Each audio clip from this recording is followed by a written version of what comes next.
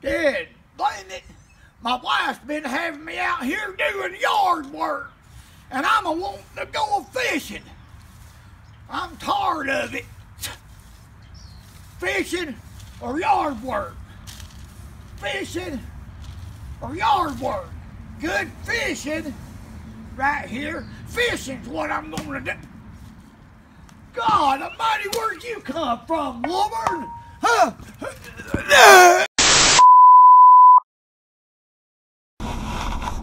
Okay, here we are.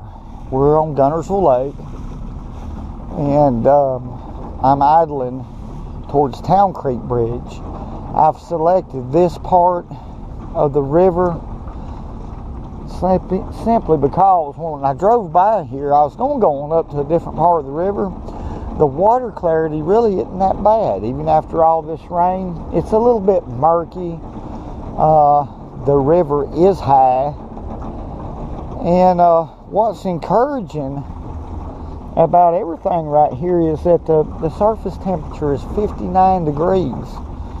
I thought it would be a little bit colder than that. So I believe my hunt isn't going to be too hard. I've just about figured out what I need to do, I believe. This bridge right here, Town Creek, flows under the bridge, right in the center of the bridge. It's a major creek here in Guntersville Lake. And what I'm going to do is start off with the riprap, because like I said in my last two previous videos, those rocks warm up. So I'm going to start there and go through a process of elimination until I find some of these crappie. Okay, let's go see what we can do.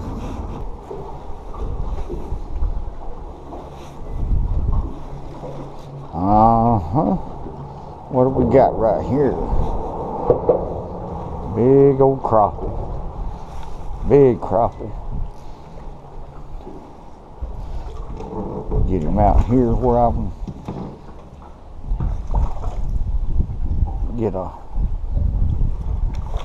a hand on him here, folks. That's a good fish right there. Now that fish right there, let's measure him real quick. I had to change my tactics. That's the way it is this time of year. I've mentioned that in my other videos. Let's measure this fish. This is a pretty good fish. This is a black crappie.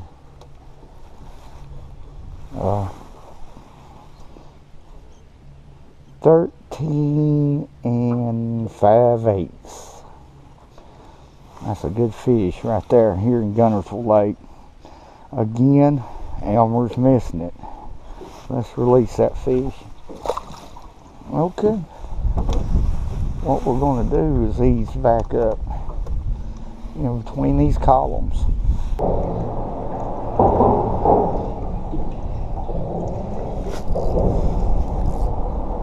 There we go. What do we got, Elmo? There's our crappie.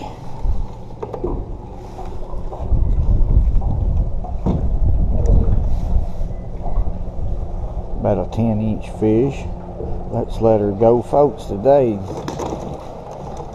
I'm having a lot of boat traffic, and I'm not really being able to talk a whole lot. I'm having trouble keeping my boat in position to fish, but I'm grappling a little bit, but not much. It is busy here on Guntersville, so I'll just go ahead and tell you what I'm fishing with. I'm fishing with a Pink Phantom Bobby Garland jig, and these fish is in anywhere from 12 to 15 feet right now. Vertical jigging.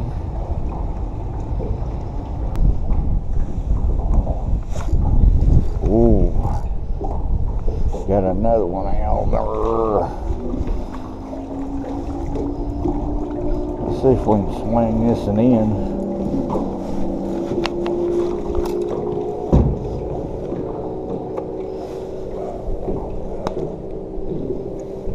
About another 10-inch crappie here at Guntersville. We're looking for a slab. Me and Elmer is, and we're fishing the right way to do it. If this boat traffic would let up just a little bit, I believe we can do it. Let's try that again. 12 to 14 foot. I believe the boat traffic's actually driving the fish a little deeper than what they were when I first started.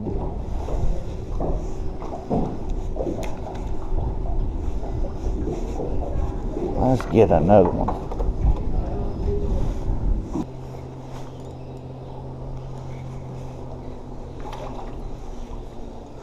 Alright, Elmer, we call this one on the break line.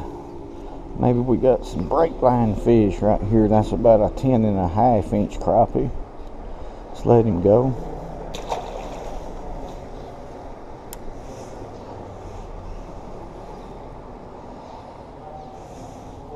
Right on the break line. Let's try that again.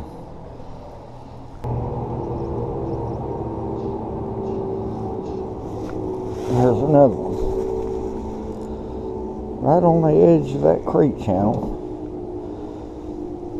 Okay, that right there tells me something. These fish are so messed up. See, this time of year, folks, they should be up real shallow. They're so messed up, that fish bit in 25 feet of water. Let me show you my depth finder. Now, if you'll look at my depth finder right there, you see I'm in 26 feet of water. Well, those fish are about 3 foot off the bottom. Now, that's messed up this time of year. No wonder I'm having a hard time. Let's try it again, Elmo. Let's figure this out.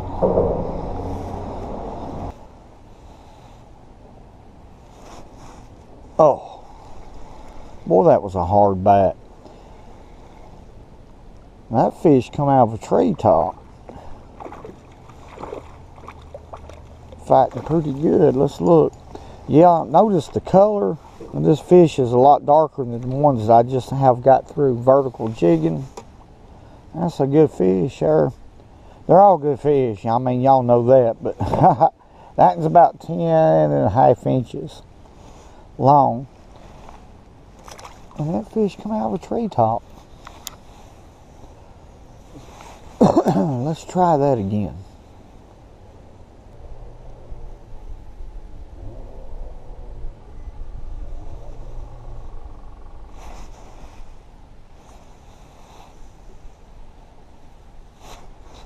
There we go. What do we got? Oh, we got a little bass.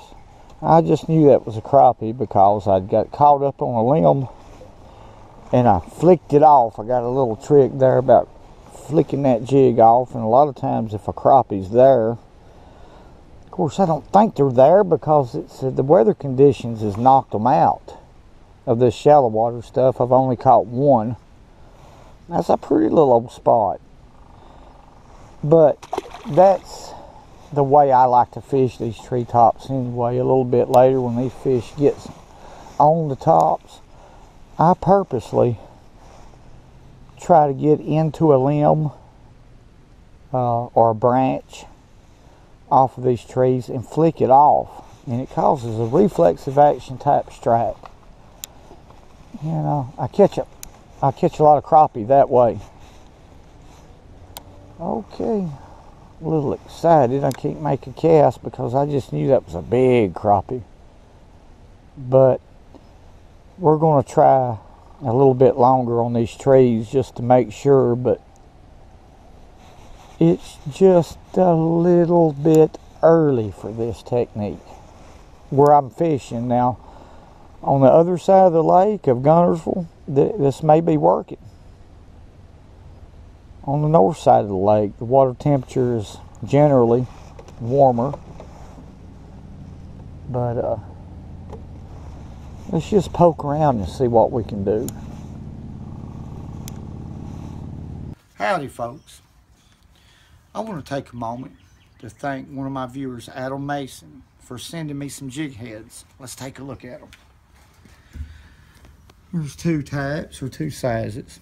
There's a 1/24 ounce and a 1/32 ounce.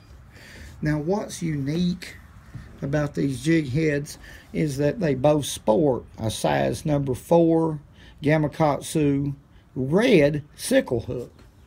And also, the most important thing coming out of the head of the jig head itself is a piece of metal that's approximately 3/8 of an inch long with a 45-degree bend coming out from the backside of the hook.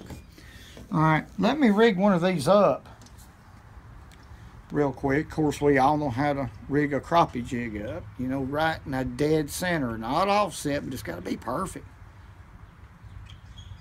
Bring it out right in the center of the grub or the jig. Push it in.